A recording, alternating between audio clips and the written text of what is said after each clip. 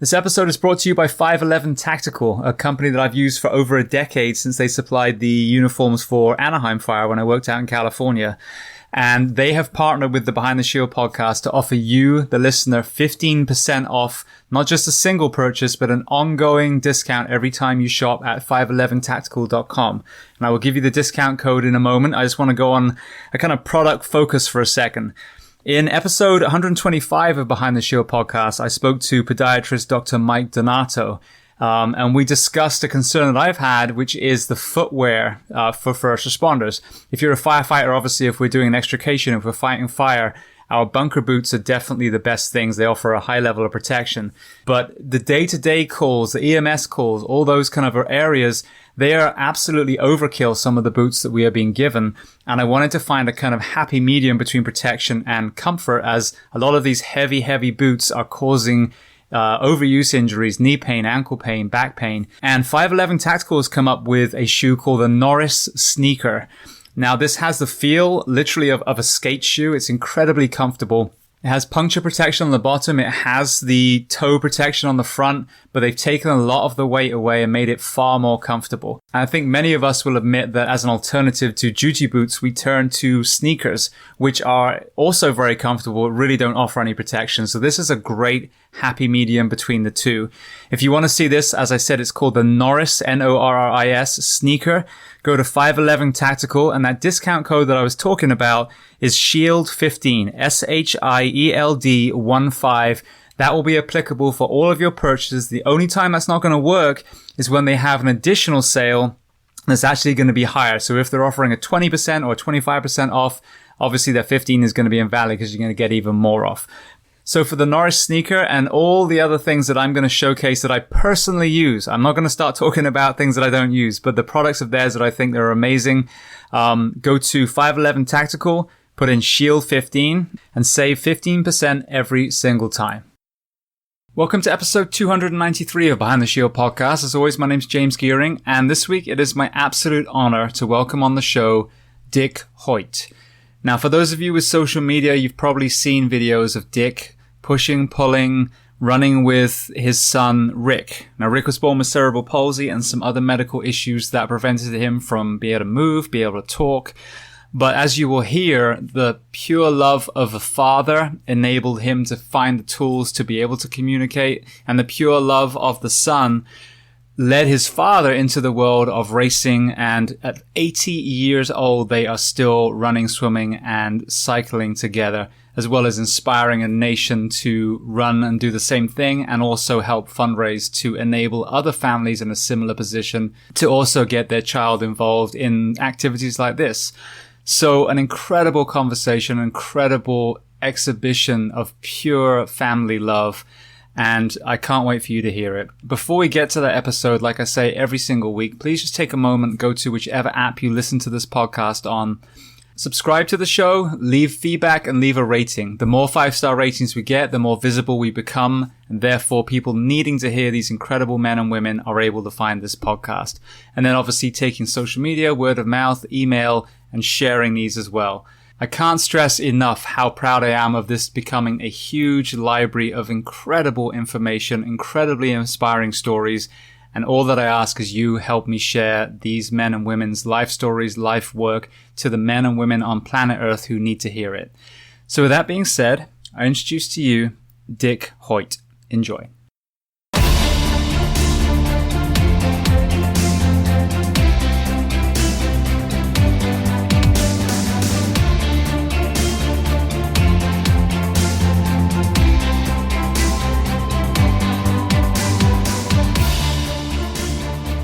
I would love to start at the very beginning. I know that your early life is very interesting, and I'm sure it kind of plays into your role as a father as well. So where were you born, and what was your family dynamic? June 1st, 1940. I was one of 10 children. We had 5 boys and 5 girls. Amazing. Whereabouts were you born? We lived in a little town called North Reading, Mass., which hardly anybody knows about. Brilliant. So, and you were kind of around the middle, is that right, of the 10 kids? Yes. Yep. All right. Well, I mean, we're going to obviously hear about the incredible racing that you do later in your life. As a young man, were you an athlete back then? Yes, I was. Yes.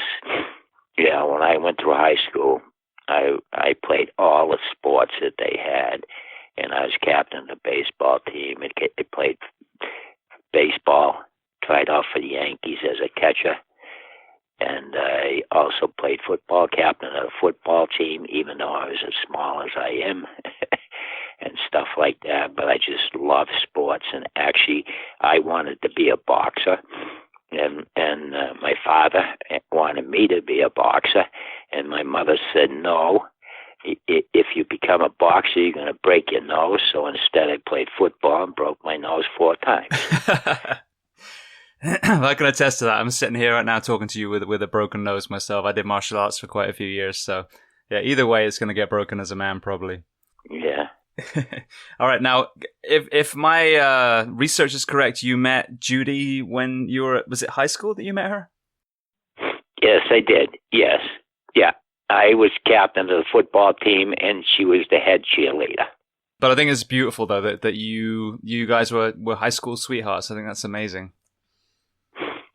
Yes, it was. It was great. I'll never forget, going through school and all that, and playing sports and being involved. I got involved in a lot of different activities in the school. Right. Now, an observation I've made in America is that, you get these men and women that are playing at a very high level, but when they graduate high school or college, whatever level they got to, then it kind of tapers off. Were you able to continue sports, or did you kind of find yourself not playing once you were outside of college? No, I actually, when I graduated from high school, I went into the military, and I was in the military for 25 years. Okay, so then did you do a lot of running and PT early in your career there too? Yes, I did. Matter of fact, they put me in charge of all the physical activities and running races and getting timed in races and stuff to keep the people that were in the military in good shape and stuff like that, yes. Right. Okay, so then I guess lead me into having Rick and kind of that journey up to it and then the short time after. Yeah, I'd like to take it back to January 10th, 1962, and that was Rick's birth. And Rick was our very first baby, and when Rick was being born, the doctor said, forget Rick, put him away, put him in an institution. He's going to be nothing but a vegetable for the rest of his life. And we said, no, we're not going to put Rick away. We're going to bring Rick home and bring him up like any other child.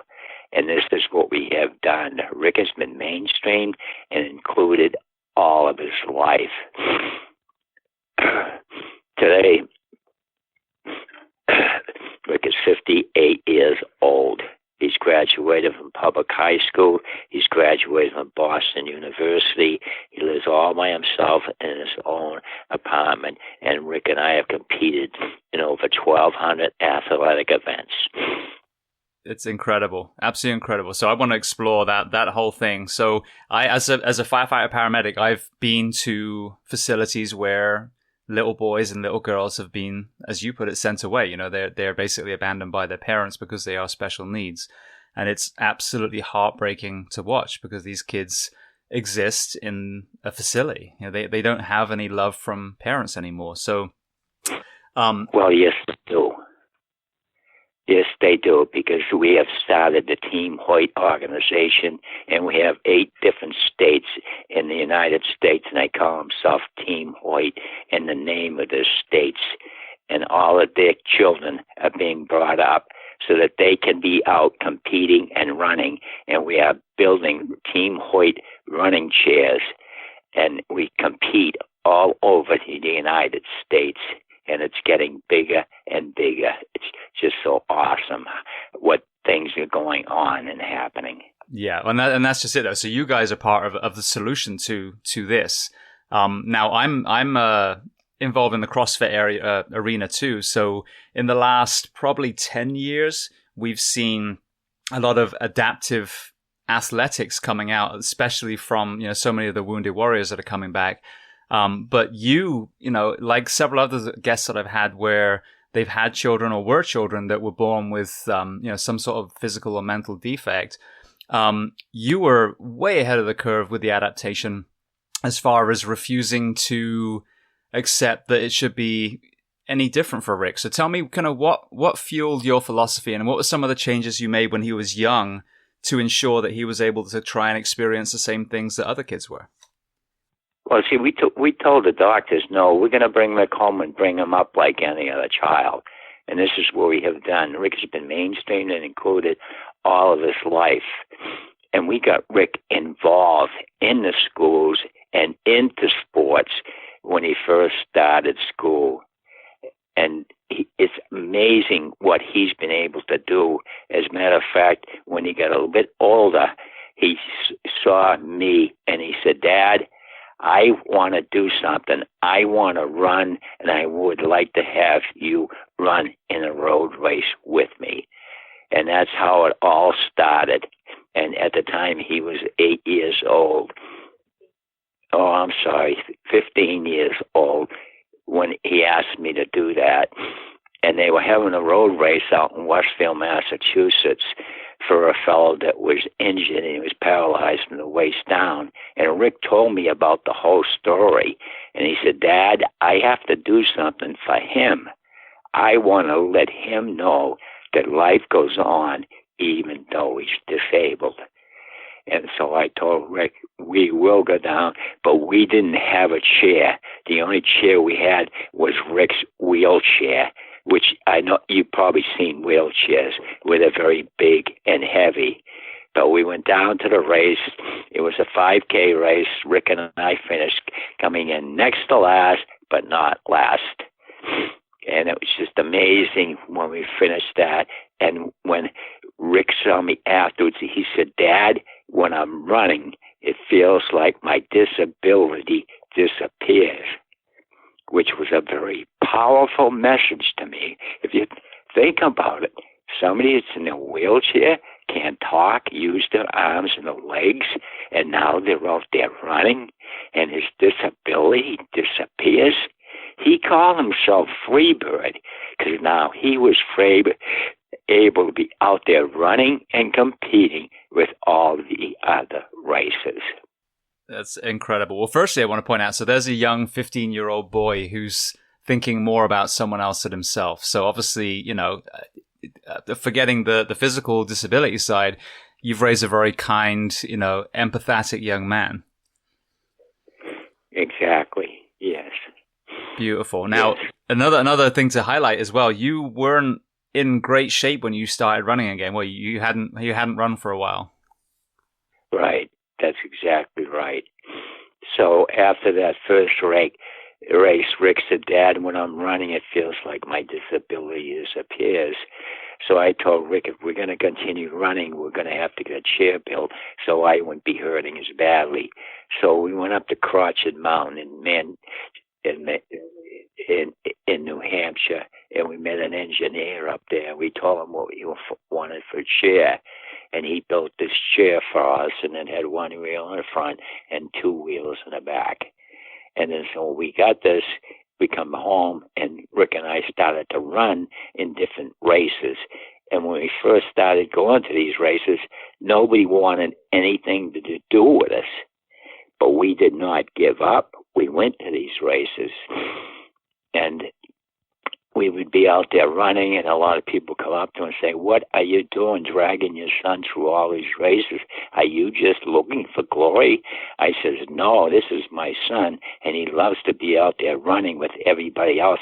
As you can see with this picture, I had a picture of him smiling with that big smile on his face as we were running. So we decided we wanted to run the Boston Marathon. So I applied through the Boston Athletic Association, and they turned us down. They said, no, you can't run with us because you're different than anybody else. But the Boston Marathon has a wheelchair division. So we went and talked to them, and they said the same thing. But what they said was, if you want, you can line up behind us and run. and that's when we did our first Boston Marathon. And it was very difficult at the time because I had never run in a marathon, and we had a hard time. And we got to go. We did it very well, and then we had 7 more miles to go. So we stopped and rested for a little while, but then we were able to finish our first Boston Marathon.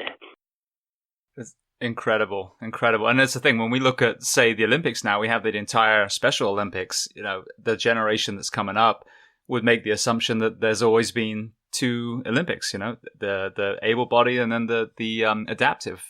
But this is a very new thing. Our first Boston Marathon we did in 3 hours and 18 minutes. Really? My God. Yeah. Incredible. Now, saying on the Boston Marathon, just kind of fast-forwarding time, you guys were actually at the Boston Marathon when we had the bombings in, was it 2013? Yes. Yep. So what was that experience like for you? Well, it was very difficult. We got stopped with only a mile to go at the Boston Marathon. And now we have Team Hoyts throughout the United States. And so there was quite a few people that were running with Rick and I. There was about 10 of us. Then we got to that point, and the police stopped us, and they said, that's it. You can't go any further. And half the people said they knew how to walk from there to where the hotel was. And we had this gentleman that came out of the crowd, and he says, Dick, I have a vehicle up there. If you want, you can use it. And he says, if you can't, he says, I will be happy to drive you and Rick to your hotel where you were staying. So he drove us to the hotel where we were staying, and it took him an hour to drive that 1 mile to the hotel. That's how crowded it was and everything that was going on with the bombing. But we got there at the hotel, and fortunately, all the parents who were sitting in the stands at that time came back to the hotel, and fortunately, none of them were injured. Well, thank goodness. Yeah, I mean, there was basically some more adaptive athletes came out of that. Some of the men and women that lost limbs, that I've seen, are racing now again, but obviously with a prosthetic. So it's such a tragic event. But again, the resiliency of some of your community is so impressive. Right. Well, thank you. Yes. Right. Well, going back to Rick for a moment. So his actual condition sounds like a terrible word, but diagnosis is cerebral palsy and nonverbal spastic quadriplegia. So obviously that takes away the control of the limbs and also his speech. Tell me how you guys were able to begin to communicate. Well, we knew Rick was very smart, and what we wanted to do was get him in a public school. So we went and met some engineers in Boston, and we talked to them. We told them what we wanted, and we wanted him to start public school where nobody wanted Rick to go to school. And so they built a computer system for us that Rick could control with his head. And that's how Rick was able to get in and starting school. And he's still using these computers to do speaking engagements and traveling all over the place. And he's graduated from high school. He's graduated from Boston University. And he lives all by himself in his own apartment. And he writes letters to people and everything else. Absolutely incredible. Especially when I read about, graduating from college. I mean, that's a huge achievement for someone that has to, use such a different, challenging way of communication. Well, that was probably the toughest day of my life because we lived out in Westfield, which was a good 2 hours ride to Boston University. And for me to drive him in there and drop him off all by himself with people he didn't even know to attend Boston University. And he ended up graduating from Boston University. Incredible. Absolutely incredible. Because we see the video of you guys doing the races, which in itself is mind-blowing. I want to get back to that again in a minute. But these are the other parts that we don't know about. These incredible feats he had outside the races. What was it like for you when this new computer was built and you really got to hear your son's thoughts and speech for the first time? Yes, it was just awesome because, we'd go to school with him with his computer, and to see him be able to talk to the teachers and stuff like that and answer questions and do arithmetic and stuff like that on his computer going to school. Incredible. All right. Well, then, so you're doing the running. So how did cycling and then swimming factor in, as you started going down that racing journey? Well, Rick and I, we loved to be out there running and stuff like that. And so I talked to Rick. I says, Rick, what about doing triathalons, And at the time, I did not know how to swim or anything else. And so I told Rick, I said, if we're going to start swimming, I'm going to have to buy a new house on a lake so I can learn how to swim. And that's what I did. I was in the process of changing jobs, and I was moving from Westfield to Wellesley, Mass. And where I bought the house was in Holland, Massachusetts. So that was halfway to Wellesley. And it was just so awesome, because I'll never forget the first day I came down into the lake, and I jumped in the water and swam a mile. And that's how I started doing my training and stuff like that. So it was really nice to be able to live in a lake, and I still live here, and I love to be here on the lake. And that's what got us going into triathlons. And I also, we had to come up with a different type of bike. And people used to go crazy, because what I did is I had a bike made, and I put a seat in front of the bike where Rick would sit, and I would bike with him all over the place, and people would go crazy as we drove through these different towns and places and stuff like that. Now, when Rick was going to school and college, I couldn't train with him, so I used to take a 96-pound bag of cement and put it in the front of the chair and use that to do my training with Rick, because at that time, that's what he weighed. That's amazing. Absolutely amazing. And I'm sure you got so many funny looks, like, why don't you just put it in the car? Take it to the building site. Yeah. Well, people, they don't, you still look at us and stuff like that, and you say, oh, geez, what are they doing, Yeah. Well, so you mentioned about, him feeling like, he was running when you were pushing the chair. What was his feeling when he's being pulled? Because you were pulling him in a dinghy, a rubber dinghy, is that right? Yes, a boat, an inflatable boat. Yeah. Yes. So that must have been amazing for him to be in a body of water, which must be very, very new for him, as far as being on top. What did he tell you after the first time you guys swam like that? He really enjoyed it. He thought it was a lot of fun, because he was out there, and you could see all the birds flying around and stuff like that, and see other people out there in the lake, kayaking and water skiing and stuff like that. And he really enjoyed, going all around the lake and stuff. And now we have a boat and stuff like that, so we take him out on the boat and do as much as we can with him in the boat and in the water. Amazing. So, it seems to me like your whole philosophy was never, oh, we can't. It's just figuring out, well, how can we? Which I think a lot of people need to kind of adhere to that philosophy. Well, we made it so Rick could get involved in everything that his other two brothers got involved in. That he was just like them. It's just that he couldn't do it on his own. So we found ways of doing it with him. Yeah. Well, then one story I read about was when they would wheel him around in hockey games. Is that right? And he'd be the goalkeeper? Oh, yeah.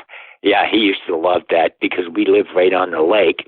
And like I said, we'd play hockey out there in the lake, and we'd make him the goalkeeper. And he used to get a piece of plywood and put it in front of the net so they couldn't shoot any of the net. Brilliant. Going to your military career. So, what was your main kind of function there, and then how did you handle transitioning out? Something I ask a lot of the members of military that get on the show. Well, I started as an enlisted man in the military, and I really enjoyed it. I loved being involved in the military, and like I said, I spent 25 years in there. Then that I ended up retiring from the military, and I was able to take with me in a lot of different things that I did when I was in the military and stuff like that. But I really enjoyed it. I'm just so happy that I was able to be part of the military in the United States. Absolutely. And did you have any struggles though when you left? Because I know some people, when they leave the fire service, the police service, the military, that transition period is a little rough because they've always identified as a soldier, an airman. So what was it like when you retired out? Were there any negative sides, or was it just a positive element to be able to be with positive. It was very positive because I met a lot of people and we got along together. And as a matter of fact, every 3 months, there's like 6 or 7 of us. We get together every month and go out to have lunch and talk about the old times and what we did when we were in the military. Brilliant. As a matter of fact, in the summertime, I have them come down here on the lake. And matter of fact, I used to have a restaurant that I bought on the lake. And what we do now is we come down and they order the food that they want to have. And then we go out on a boat. Naturally, people want a beer or two. And Kathy, she's at home here, and we get out on the lake, and we get about halfway through the lake on the boat, and we call Kathy up, and she orders the food from the restaurant, and then we come back, and we come up on the deck here, and then we have eat together and all that, and we do that every year. Brilliant. Yeah, I think that's an area that I hear a lot of people that are doing well. They have another tribe, another group of people, and obviously I'm sure Team Hoyt is your group, but then it's keeping in contact with what they did before. So yeah, that annual lake trip sounds like it would be amazing. Yes, it really is. Yeah, they just love it out here. Yeah, I'm sure. Well, I mean, nature's so healing as well, so adding that to it, and some of them, especially if they live in the city, they probably look forward to it every year. Yes, they do, because none of them actually live on a lake except for me. Right.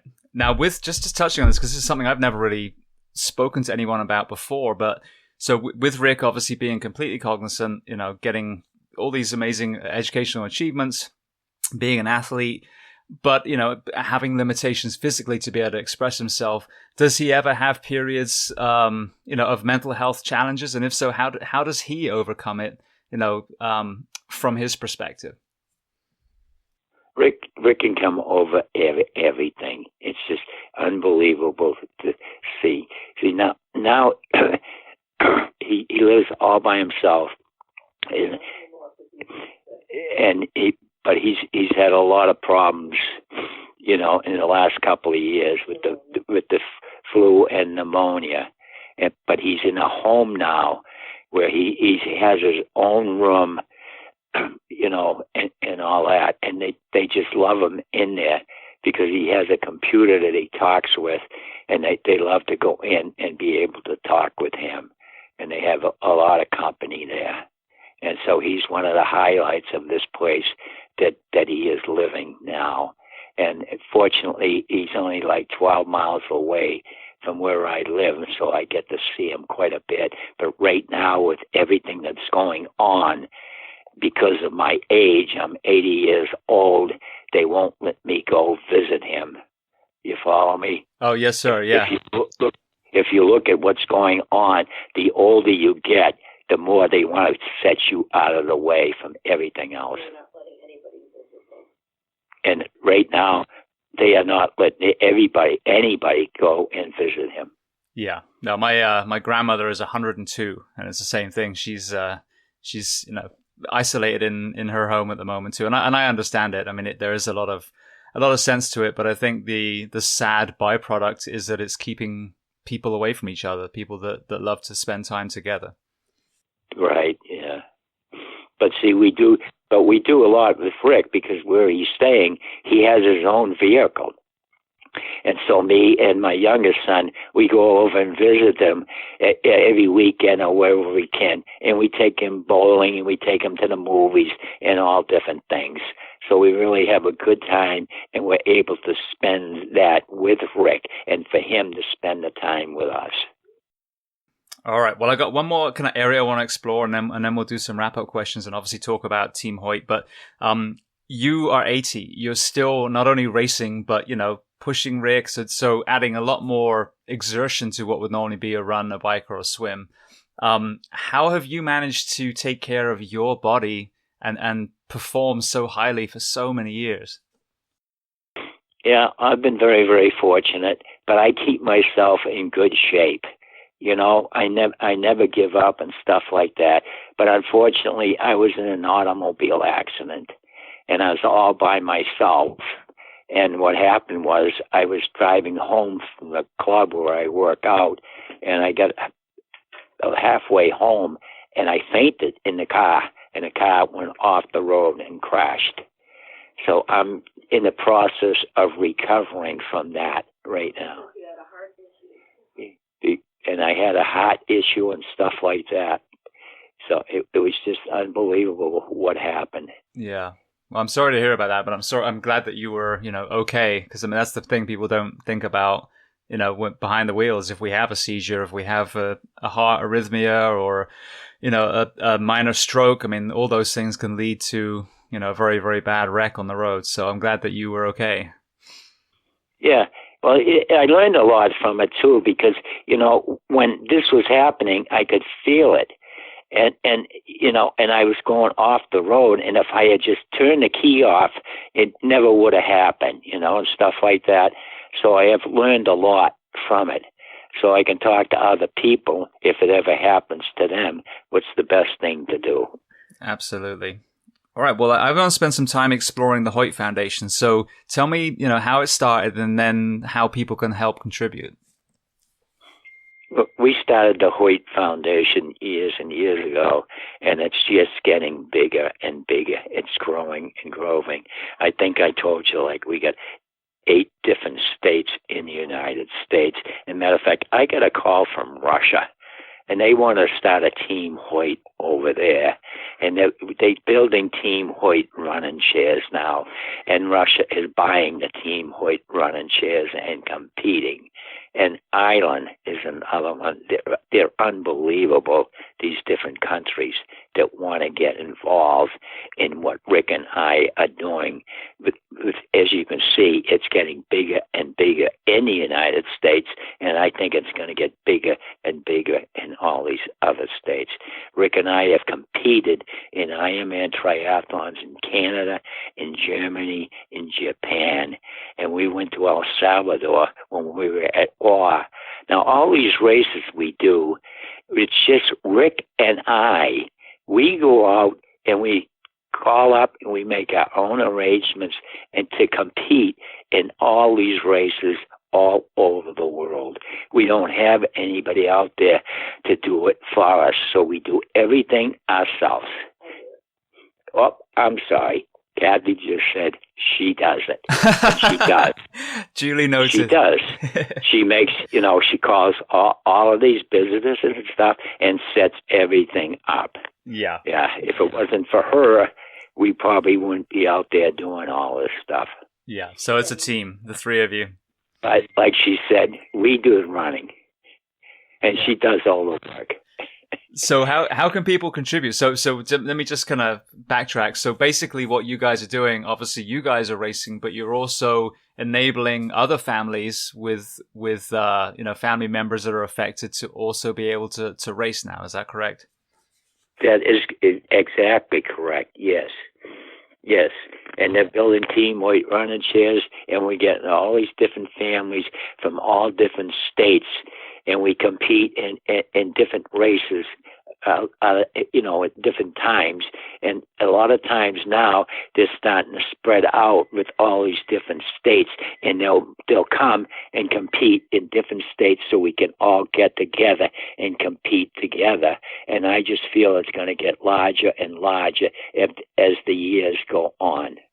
If people donate, they're basically helping you guys to make the chairs and organize the races and get more people involved. Is that right?